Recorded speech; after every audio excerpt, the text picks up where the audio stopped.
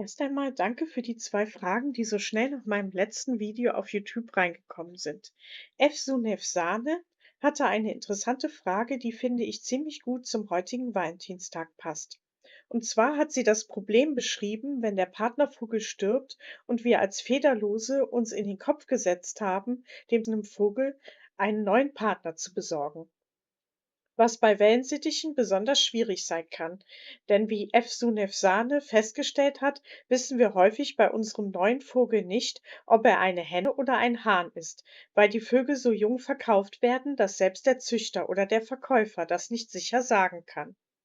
Ich habe für euch eine kurze Checkliste zusammengestellt, die wir durchgehen können. Denn es können sehr schnell einige Probleme auftauchen, besonders wenn der Vogel schon älter ist, was meist der Fall ist, wenn sein Partnervogel verstorben ist. Ihr solltet nämlich auf einen nicht allzu großen Altersunterschied achten.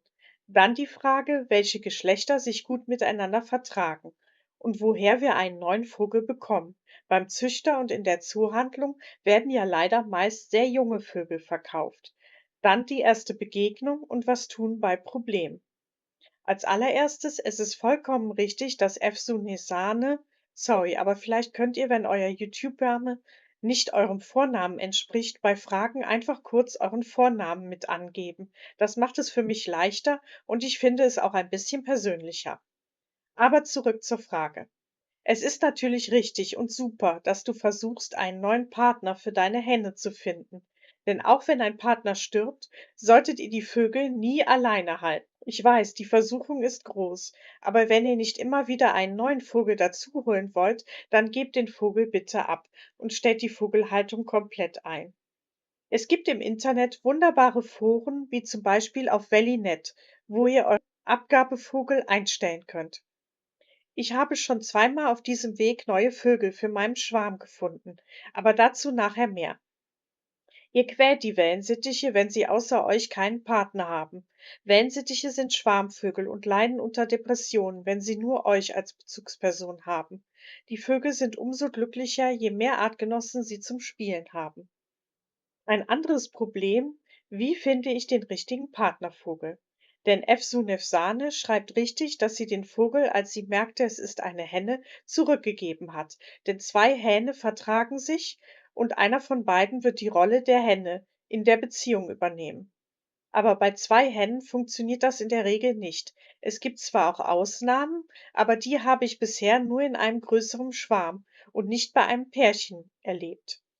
Meine beiden einzigen Hennen, Emma und Sky, verstehen sich nämlich sehr gut und sitzen gerne zusammen. Sky hat sogar ein paar Mal versucht, Emma anzubalzen, obwohl sie beide jeweils einen festen Partner haben. Übrigens lässt sich das Problem mit der Geschlechtererkennung bei Jungvögeln leicht umgehen. Holt keinen sehr jungen Wellensittich, sondern einen älteren Vogel, womit wir zum zweiten Problem kommen. Woher soll der Vogel kommen, wenn nicht vom Züchter oder aus der Zoohandlung? Viele, ich leider auch viel zu häufig in der Vergangenheit, kaufen ihre neuen Vögel in der Zoohandlung oder besser direkt beim Züchter. Beide werden allerdings nur sehr junge Vögel verkaufen, da die älteren generell zur Zucht gebraucht werden. Eine Lösung sind Abgabevögel. So bin ich auch zu meinen letzten Neuzugängen aus Hessen gekommen. Viele Vogelhalter wollen aus privaten Gründen oder eben weil der Partnervogel gestorben ist, die Vogelhaltung einstellen. Das ist eine gute Gelegenheit, um auch ältere Vögel zu bekommen, die vom Temperament her besser zu eurem Vogel passen. Meist sind Jungvögel einfach zu wild und hyperaktiv für die ruhigeren Altvögel, die so viel Aufregung nicht mehr gewöhnt sind. Ich verlinke euch die entsprechende Seite in der Videobeschreibung. Dort könnt ihr sogar nach Postleitzahlen suchen, damit ihr und der neue Vogel nicht so einen langen Fahrtweg habt. Denn die Fahrt zum neuen Zuhause kann schon stressig genug sein, auch ohne lange Fahrzeit. Natürlich sind Tierheime auch immer eine gute Möglichkeit. Zwar werden manchmal ziemlich viele abgegeben wegen dem Problem von Animal Hoarding, aber im lokalen Tierheim ist auch die Fahrzeit nicht so lang. Kommen wir zur ersten Begegnung. Ihr solltet auf jeden Fall dafür sorgen, dass sich beide Vögel in einen sicheren Bereich zurückziehen können. Da mein Schwarm immer draußen ist, ist das bei mir kein so großes Problem. Die Vögel können sich relativ leicht aus dem Weg gehen, was allerdings auch dazu geführt hat, dass die drei aus Hessen immer noch meistens allein zusammensitzen und nur selten und sehr zaghaft erste Kontakte zu den anderen Wellies im Schwarm knüpfen. Ihr könnt auch überlegen, ob ihr den neuen Vogel erst einmal in Quarantäne setzt, damit er sich besser an die neue Umgebung gewöhnen kann und euer Altvogel sich den Neuzugang aus sicherer Entfernung ansehen kann. Ihr solltet ihnen auf jeden Fall genügend Zeit geben, sich langsam aneinander zu gewöhnen. Das beugt Streitereien vor, die leider nicht selten sind unter den streitlustigen Wellensittichen. Außerdem habe ich gemerkt, dass es paradoxerweise leichter ist, mehr neue Vögel als nur einen in einen Schwarm zu integrieren. Denn ich habe bis auf eine Ausnahme, Nick, in letzter Zeit nur Pärchen in den Schwarm geholt, die sich relativ schnell und ohne große Konflikte in den bestehenden Schwarm integriert haben. Sky und Max sitzen zwar meist zusammen, ebenso wie Yoshi und Kirby, spielen aber auch mit den anderen Hähnen im Schwarm. Nur der ältere Teilschwarm aus Hessen tut sich noch schwer mit der Kontaktaufnahme. Deswegen ist die beste Lösung natürlich ein kleiner Schwarm. So kann sich jeder frei aussuchen, mit wem er besser zusammen kann und wem er lieber aus dem Weg geht. Bei Pärchen gibt es diese Wahl nicht. Daher ist bei ihnen das größte Streitpotenzial gegeben, wenn es eben mal nicht passt. Doch wie bei allem, was mit Eingewöhnung zu tun hat, gilt es auch hier Geduld zu haben. Zwar schreibt F. Sunef Sahne, dass der Hahn bereits Feuer und Flamme ist, die Henne sich aber unbeeindruckt zeigt. Allerdings würde ich es schon als kleinen Sieg verbuchen, dass sich die beiden nicht bekriegen.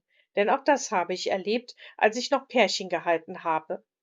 Dass nach dem Tod des Partnervogels der neue Jungvogel von meiner Henne gar nicht akzeptiert wurde und immer wieder gebissen wurde. Wir lebten damals in der Eifel und der Hahn war wohl so verzweifelt, dass er tatsächlich im Sommer durch ein geöffnetes Fenster auf den Apfelbaum hinterm Haus geflogen ist. Wir haben versucht, ihn wieder in den Käfig zu locken. Damals hatte ich noch keinen Kescher und war recht unbedarft in der Vogelhaltung. Schließlich ist der Hahn auf Nimmerwiedersehen weitergeflogen und wir haben ihn nie wieder gesehen. Also habt Geduld und trennt die Vögel, wenn es allzu hoch hergeht mit der Streiterei. Vor allem, wenn die Vögel sich gegenseitig verletzen. Denn auch das habe ich erlebt, als ich drei Wellensittiche, einen Hahn und eine Henne hatte. Ein Partner des kleinen Viererschwarms war zuvor gestorben. Und wir wollten zuerst probieren, ob es auch so geht. Aber die beiden Hennen haben sich wortwörtlich bis aufs Blut um den verbliebenen Hahn gestritten. Aber neben diesen kleinen Horrorstories habe ich noch eine kleine aufmunternde Anekdote, die Efsunesane und andere Vogelhalter vielleicht etwas beruhigt und besser zum Valentinstag passt. Denn mein gelber Hahn Emily, den ich auch zunächst für eine Henne gehalten habe, hatte sich in den Kopf gesetzt, meinen Hahn Felix zu erobern. Der war am Anfang gar nicht begeistert und hat den kleinen Hahn immer wieder weggejagt. Aber Emily war ausdauernd und geduldig. Er hat nicht aufgegeben und immer wieder versucht, Felix von seinen Qualitäten zu überzeugen. Schließlich wurden die beiden ein Paar, und als Felix krank wurde, hat Emily sich bis zuletzt um Felix bemüht und ihn sogar gefüttert. Ich weiß, bei der Käfighaltung kann es schwierig für die Vögel sein, sich anfangs aus dem Weg zu gehen. Deswegen ist es auch so wichtig, einen großen Käfig zu haben, vielleicht sogar eine Voliere und den Vögeln täglich Freiflug anzubieten. Wenn den Vögeln der Partner immer auf der Pelle hockt, werden sie weitaus aggressiver reagieren, als wenn sie sich auch einmal zurückziehen können. Gerade die Hähne können nervig sein. Wenn meine Henne Sky zum Beispiel gerade an ihrem Lieblingsspielzeug Kork nagt, ist meist auch ihr Partner Max nicht weit weg und stört Sky mit seinen Balzversuchen bei ihrer Arbeit. Ähnlich wie ein verliebter Teenager, der an nichts anderes mehr denken kann, während der Partner eigentlich für eine Prüfung lernen will oder ein spannendes Buch zu Ende lesen will. Kurz und gut, ihr solltet euch von der Idee verabschieden, den optimalen Partner oder die optimale Partnerin für euren Vogel zu finden. In Australien leben die Vögel in großen Schwärmen. Zwar wechseln sie nicht wie unsere Zugvögel jedes Jahr den Partner, aber Wellensittiche sind auch nicht so treu wie die Störche, die ihr Leben lang nur einen Partner kennen. In meinem Schwarm und bei euch vielleicht auch geht es eher zu wie in einer Kommune. Die Vögel haben zwar feste Partner wie Sky und Max, Kirby und Yoshi, daneben wird aber auch immer fremd geflirtet. Bei Wellensittichen ist es halt ein bisschen komplizierter mit der Partnerwahl. Wichtig ist, dass ihr den Vögeln Zeit gebt, sich aneinander zu gewöhnen und ihnen auch genug Raum gebt, um sich einmal aus dem Weg zu gehen. Wir leben ja zum Glück auch nicht mehr mit einer Großfamilie auf 10 Quadratmetern und kriegen hautnah mit, was der andere so macht. Da wären Konflikte auch vorprogrammiert. Und wie bei allem, was das Gegenüber angeht, solltet ihr Geduld haben. Solange sich die Vögel nicht gegenseitig verletzen oder nur noch Scheingefechte mit dem Schnabel ausfechten, ist noch nicht alles verloren. Ihr solltet auch den Fehler vermeiden, Partnervögel, die scheinbar nicht zusammenpassen, einfach wieder auszuwechseln.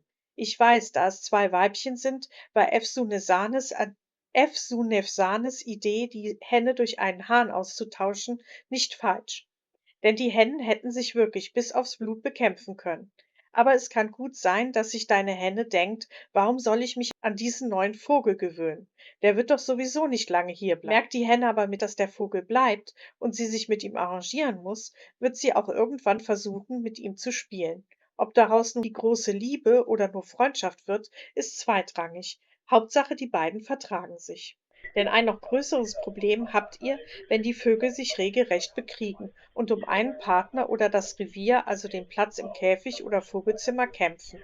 Daraus können wirklich schlimme Konflikte entstehen und die Vögel können sich ähnlich wie bei den verbotenen Hahnkämpfen sehr stark verletzen. Ich hatte bisher immer Glück, denn die meisten Vögel haben es mit der Zeit akzeptiert, wenn sich der Partnervogel auch nach einem neuen Partner umgesehen hat. Zwar bricht es mir immer noch das Herz, wenn ich sehe, wie Emily seiner Emma nachtrauert, aber Emma hat sich nun einmal in Nick verguckt und ist jetzt mit dem blauen Hahn zusammen. Wie gesagt, die Beziehungen der Wellensittiche sind nicht so stabil, wie die Forscher des 19. Jahrhunderts geglaubt haben. Die englischen Forscher haben ihre viktorianischen Moralvorstellungen auf die Vögel übertragen. In Wahrheit habe ich beobachtet, dass die Hähne und Hennen einen Hauptpartner haben, den sie auch kraulen und füttern. Daneben werden aber auch andere Freundschaften und Affären gepflegt. Natürlich nur, wenn auch eine dementsprechend große Auswahl an Partnern vorhanden ist.